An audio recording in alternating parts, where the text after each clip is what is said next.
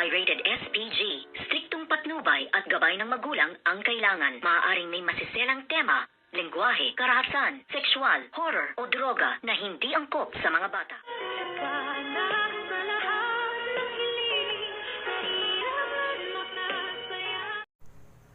Good morning and welcome sa aking munting channel. Tuwang-tuwa nga ang demonyitang si Moira dahil nga sa fake news na nabalitaan niya na ito na nga daw si Doktora Annalyn Santos ay sumakabilang buhay na, kung kaya't pumunta nga siya sa kwarto ni Miss Lynette Santos at doon niya nga inabutan si Doc RJ at sinabi nga niyang nakikiramay daw siya sa pagkawala nitong si Doktora Annalyn Santos at sinabi pa nga niya, di ba usap-usapan na nga na sumakabilang buhay na itong si Doktora Annalyn Santos, kaya tuwang-tuwa ang demonyitang si Moira, ngunit wala silang kaalam-alam na ito pala ngayon ay inililigtas na ni Dr. Kim Yang, na kung saan nga ay nasa isang bahay sila kila Mang Pilo at dito niya nga ito ginagamot ng tinahipa ang kanyang tama ng bala ng walang anesthesia at dito naman ay halos magsisigaw sa sobrang sakit nga ang ating bidang-bidang si Doktora Annalyn Santos.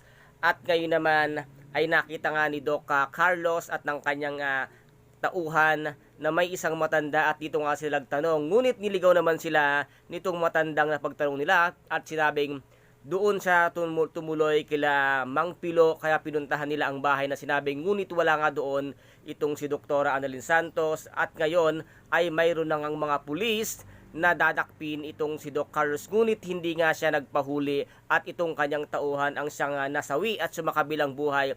Dahil sa kalokohan mo, Doc Carlos, napakarami nang nawala at napakarami nang nakitil ang buhay dahil sa katarantaduhang walang kwenta kang doktor, walang-wala kang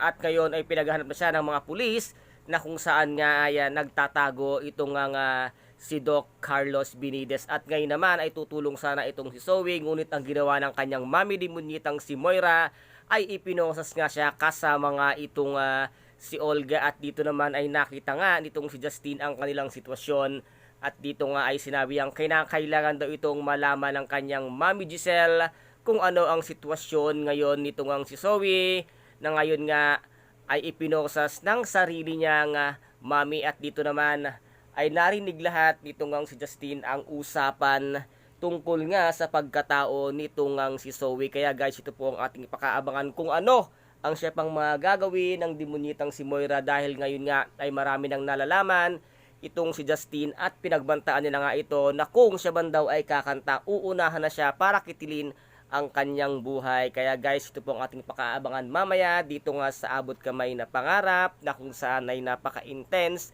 at kapanapanabik ng bawat eksena. At kung nagustuhan po ninyo ang aking videos for today, paki-subscribe na lamang po ng aking channel, paki-like and share para maging update kayo sa lahat ng gagawin kong videos. Maraming salamat po, ingat, God bless and bye!